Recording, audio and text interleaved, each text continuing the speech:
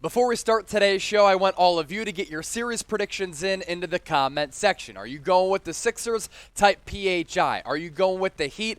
Type MIA. It's going to be a tall task without the services of Joel Embiid for Philadelphia in at least games 1 and 2, but the Sixers have an opportunity to really steal one of these first two games as this series tips off tonight from South Beach. So get those series predictions in, and let's talk some Sixers hoops right now.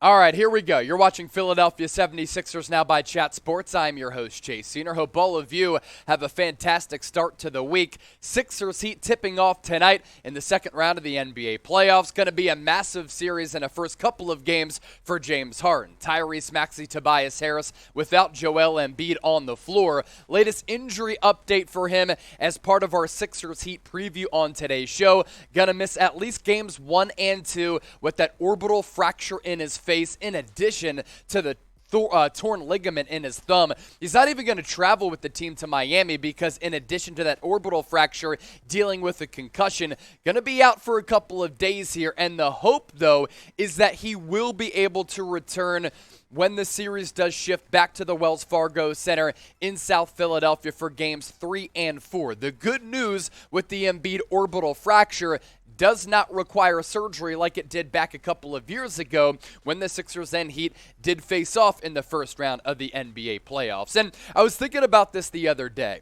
When you talk about superstar players having bad luck, especially with injuries, Joel Embiid has had some of the worst injury luck and overall luck among all NBA superstars over the last several years. You think about that injury that happened at Kansas, then the injury in the pre-draft process, misses his first 2 years in the NBA, then throughout his NBA tenure, when he's been on the floor, he's had to deal with a bevy of bad injury luck. The Ben Simmons issue, Jimmy Butler leaving, him losing one of his best friends in J.J. Redick as he signed elsewhere in NBA free agency. It's like anything that's been going well for Embiid just reverses course, and he has to deal with all of these challenges in addition to losing his brother early on in his NBA career. The list certainly goes on. That's why I really appreciate the resolve and how Embiid is able to carry himself, because he really remains to be a vivacious character, and it's easy to see why sometimes he's down in the dumps given everything that he's had to deal with over the last few years. Now, there's a little bit of a controversy with Embiid suffering that injury, taking the bow from Pascal Siakam in Game 6 when the Sixers had that monumental lead, and a lot of people thought, Doc, why is Embiid on the floor when you're up damn near 30 points this late when that game and that series was clinched? I think Doc Rivers actually made a pretty good point, and I'll expand on this in just a few moments. He said this, after Joel made the shot and did the airplane, if you watched the game, I turned and said, I'm calling a timeout the next possession. Not upset that he was in. You make that a big deal if you want, but just go look at every team in every game, and their guys are in until about the 3 or 4 minute mark. And he has a point there.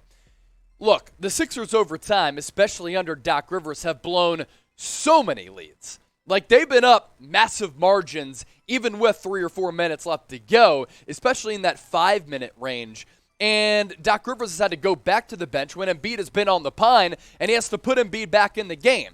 Now, he's able to throw down that hammer. He receives the boost. By the way, the play-by-play broadcasters for Toronto saying, oh, he got what he needed, he got what he deserved. Ludicrous. I mean, if a Sixers announcer said that, it'd make its way all across the national media spectrum, but the Sixers have blown so many damn leads over time where they've needed to bring Embiid back onto the floor. I think Doc Rivers just wanted to salt that game away and make it official to salt that game away. Embiid with the dunk, dotted the exclamation point. Unfortunate circumstance with Pascal Siakam, who really is a reckless player. Nothing wrong with that. He just throws bows. He's so lanky and is out of control sometimes.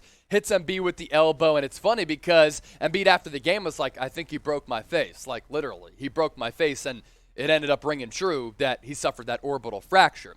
So right around the corner, we're going to talk about James Harden, Tyrese Maxey, and some of the other players who need to step up in this series for the Sixers. But first, I want to ask you this question.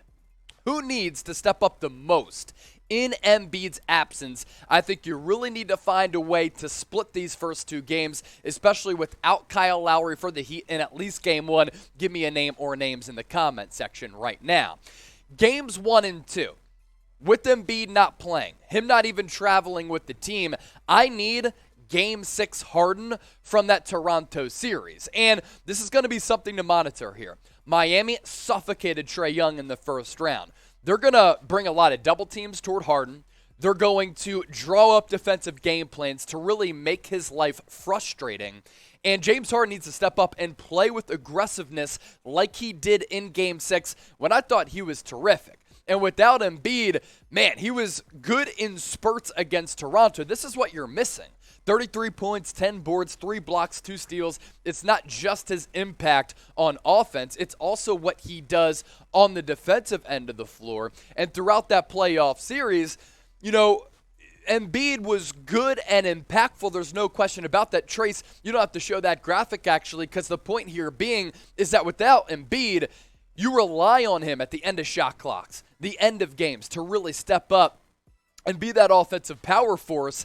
And defensively, he's able to bail you out with his protection around the rim. And for James Harden, I want to see more of what he did in Game 6 from an offensive standpoint, where he's hitting some of those step-back threes. He is forcing the issue offensively with trying to break down the defense off the dribble. Him and Tyrese Maxey from that standpoint of creating shot opportunities for themselves and others, that's going to be a really important component of this series. So Harden needs to step up, so too does Tyrese Maxey, as well as Tobias Harris. Their performance is going to be crucial because they have to bail James Harden out, especially if Miami draws up a defensive game plan like they did against the Atlanta Hawks in that first-round series. Coming up around the corner, more keys for this series for Philadelphia. Also, 19 ESPN analysts, all 19 of them picked Miami over the Sixers. I understand it's difficult to win this series in the second round without Embiid the first two games, but all 19 of them going with the Heat, somewhat disrespectful? Maybe. That's coming up right around the corner. But first, how about what the Philadelphia Eagles did in the 2022 NFL Draft? Obvious and clear winners. They trade for A.J. Brown, bona fide number one wide receiver. You pair him up with Devontae Smith. I like the trade up for Jordan Davis. You get Nakobe Dean in the third round, and then you get Carson Strong as a UDFA. Howie Roseman making it happen. The good news is we broke it all down on our Philadelphia Eagles channel here at Chat Sports, which is 1,917 people away from 30,000 subscribers. So if you don't know about Philadelphia Eagles now, make sure you subscribe to that channel. All throughout this week, I'll be filling in for host Thomas Mott, who's in Europe, kind of touring Europe and stuff like that. And from time to time, I'm able to fill in on Philadelphia Eagles now. So if you want to stay in the know with all things Eagles and get videos every single day on the birds, Fly Eagles Fly, go to youtube.com/Eagles now to subscribe to the channel. Get us to 30,000 subs. What's interesting about the Sixers right now in the playoffs is that they are 25-1 odds to win the NBA championship. If you want to get your bets in, do so with our sportsbook partner, BetUS. Head to chatsports.com/bet. Promo code CHAT125 for a 125% deposit bonus. A lot of people are doubting the Sixers.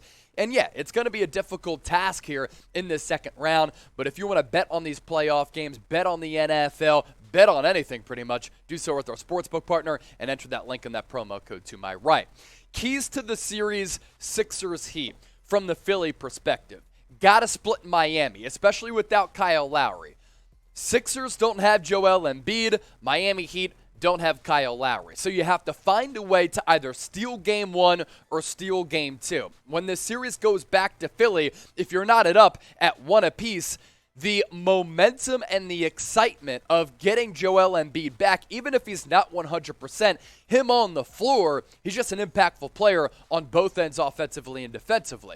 As I talked about, I need that Game 6 aggressiveness from James Harden. A lot of people were questioning him after Game 5 of that series against Toronto after Philadelphia had dropped back-to-back games, and now he's going to be thrust into an offensive role where he just simply needs to do much and make things happen offensively. Maxey and Tobias Harris going to be huge in this series, and the adjustments throughout the course of this playoff series going to be very, very interesting. Now, we saw Doc Rivers out-coach Nick Nurse the first couple of games against Toronto. Then Nick Nurse was able to counter, and it's going to be something similar on both ends of the spectrum because Eric Spoelstra, like Nick Nurse, one of the best coaches in the NBA, so the adjustments that we're going to see transpired throughout this playoff series could decide games down the stretch. And obviously, one of the big storylines against the Heat, who's going to back up Joel Embiid? Is it going to be Paul Reed? Are we going to see more DeAndre Jordan? Or in a small ball lineup, could Georges Niang end up backing up Joel Embiid? Now, I like what Niang brings to the table. He wasn't a good matchup against the Raptors because they're so athletic, so quick, so springy, and so long, and Niang has that old school game. He's a little bit slow. Sometimes he can get a little bit plotty down low, and he can get picked apart on some of those switches. And at 6'7", 230, he gives you some size, but he's a little bit slower. Now, the Heat are very athletic like the Toronto Raptors, but what Niang brings to the table, offensive floor spacing, especially if you want to go with the more of a small ball lineup. And I thought throughout the regular season, he was awesome. 9.5 points per game, 44% shooter from the field, and right around that from beyond the arc. He's also going to be an important figure in this series, especially if the Sixers do go with that small ball lineup. But I'm a little bit concerned if you have him at that small ball 5, especially going up against a guy like Bam Adebayo, because he's so athletic, and this could be a big first couple of games